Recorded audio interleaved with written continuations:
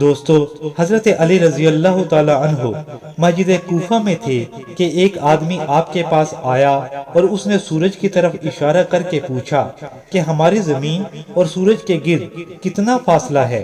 تو آپ نے فرمایا کہ اگر عرب کا ایک گھوڑا یہاں سے دوڑنا شروع کرے اور 500 سال تک دوڑتا رہے تو وہ گھوڑا سورج تک پہنچ جائے گا۔ اس آدمی نے یہ جواب سنا اور وہاں سے چلا گیا، لیکن بات یہاں پر ختم نہیں ہوتی۔ اب اگر ہم کیلکولیشن کریں تو ہمیں پتہ چلے گا کہ حضرت علی رضی اللہ تعالی عنہ کے جواب کے پیچھے دراصل راز کیا ہے۔ آپ نے کہا تھا کہ اگر ایک عربی گھوڑا اگر 500 سال تک دوڑے تو سورج تک پہنچ جائے گا۔ ایک عربی گھوڑے کی اوسطن سپیڈ 22 میل فی گھنٹہ ہوتی ہے۔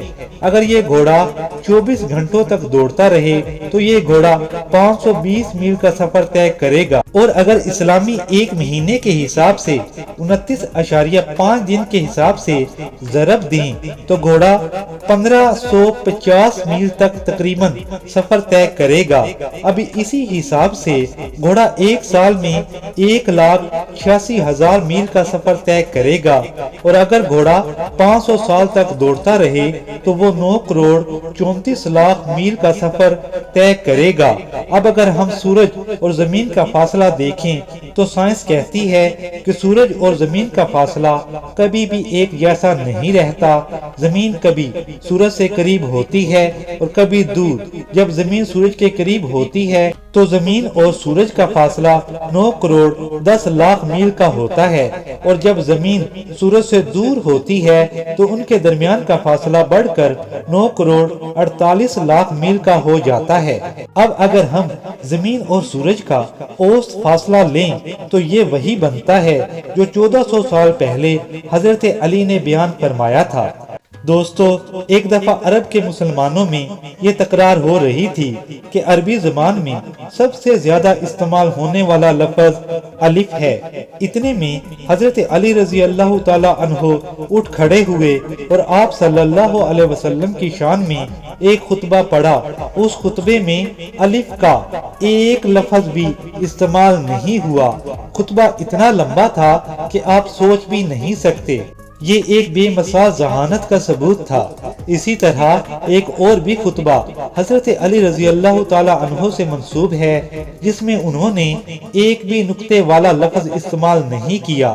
جورج جو ایک مصنف تھے وہ حضرت علی رضی اللہ تعالی عنہ کی ذہانت سے حد سے زیادہ متاثر تھے، اور انہوں نے حضرت علی رضی اللہ تعالی عنہ کی زندگی پر ایک کتاب بھی لکھی۔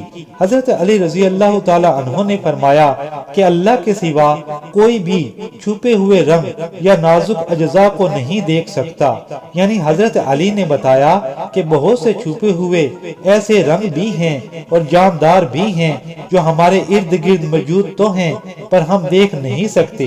یعنی حضرت علی نے یہاں پر بیکٹیریا، وائرس اور اسی طرح کے بہت سے جانداروں کے متعلق 1400 سال پہلے ہی بتا دیا تھا کہ یہ موجود ہیں، جبکہ مائکرو آرگنزم کی دنیا کو 17ویں صدی میں دریافت کیا گیا، اور اس دنیا میں موجود مائکرو آرگنزم کے بارے میں حضرت علی نے 1000 سال پہلے ہی بتا دیا تھا۔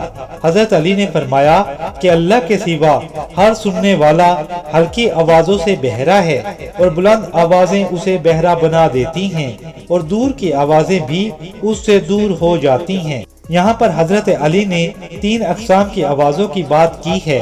یہ وہ آوازیں ہیں جن کو ہم سن نہیں سکتے۔ جس آواز کی فریکوینسی 20 Hz سے نیچے ہوتی ہے اس کو ہم نہیں سن سکتے، جیسے ہم الفا سونک ساؤنڈ کہتے ہیں۔ یہ آوازیں ہمارے خون کی گردش اور آنکھیں چھپکنے کی آوازیں ہیں۔ دوسری وہ جو تیز آواز جو ہم کو بہرا کر دیتی ہیں، جیسا کہ 140 ڈیسیبل سے زیادہ کی آوازیں انسان کو بہرا کر دیتی ہیں۔ اور تیسری وہ آوازیں جس کی حضرت علی نے بات کی، وہ آوازیں ہیں جو ہم سے دور ہوتی ہیں۔ یہ سپیس سے آنے والی آوازوں کی طرف اشارہ ہے جس کو cosmic micro based round radiation یعنی CMBR کہا جاتا ہے۔ حضرت علی نے کتاب نہاج البلاغ میں فرمایا کہ باپ کے درمیان بہمی پیار بیٹوں کے درمیان رشتہ پیدا کرتا ہے۔ رشتوں کو پیار سے زیادہ پیار اور توجہ کی ضرورت ہوتی ہے۔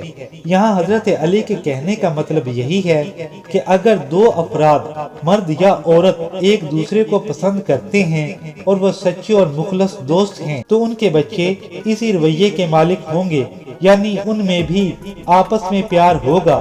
اسی طرح اگر ماں باپ آپس میں نفرت کرتے ہیں تو یہ نفرت ان کے بچوں کو بھی وراثت میں ملتی ہے۔ 19ویں صدی میں یہ ڈسکور کیا گیا تھا کہ سب سے پہلے انسانی رویہ جینز کے ذریعے کیمیکل آف ہارمون کی صورت میں منتقل ہوتا ہے۔ حضرت علی رضی اللہ تعالی عنہ فرماتے ہیں کہ بہن بھائیوں میں دشمنی ماں باپ کی دشمنی کی وجہ سے ہوتی ہے۔ اس کے علاوہ حضرت علی نے فرمایا کہ زمین و آسمان کے 7 لیئر سمندر میں پیدا ہوتے ہیں۔ آج سے کچھ عرصہ پہلے ہی ماڈرن سائنس نے layer theory of the earth atmosphere کو قائم کیا ہے۔ حضرت علی کے قول کے مطابق زمین کا ایٹموسفیئر سمندر سے بنا ہے۔ آج کی ساری جیولوجسٹ بھی اسی تھیوری کو مانتے ہیں اور کچھ ریسرچز ابھی تک پروسیس میں ہیں۔ اس کے علاوہ حضرت علی نے یونیورس، ٹائم، فزکس، میتھمیٹکس اور فلسفی کے بارے میں بھی حیرت انگیز باتیں کی ہیں جن کو سن کر آج کی سائنس دھنگ رہ جائے گی۔ حضرت علی نے علم نجوم کے بارے میں فرمایا اور ستاروں کو اپنے جبر و قہار سے ان کے مقام پر لگایا کہ کوئی ثابت رہے اور کوئی سیارہ کبھی اترا ہوا اور کبھی ابھرا ہوا ہو۔ اس بیان پر حضرت علی نے یہ بتایا ہے کہ آسمان پر ہر شے ایک جیسی نہیں ہوتی، ان کی بھی بہت سی قسمیں ہوتی ہیں۔ آج کی سائنس نے اجرام کو اس طرح نام دیا ہے جو اپنی جگہ پر ثابت رہتے ہیں ان کو ستارے کہا جاتا ہے، اور جو حرکت میں رہتے ہیں ان کو سیارہ کہا جاتا ہے۔ یعنی بعض اپنے اندر سے روشنی دیتے ہیں اور بعض دوسروں ستاروں سے روشنی لے کر روشن ہو جاتے ہیں۔ ایک جگہ حضرت علی نے ارشاد فرمایا کہ اے لوگو، نجوم سیکھنے سے پرہیز کرو مگر اتنا کہ جس سے خشکی اور تری میں راستہ معلوم کر سکو۔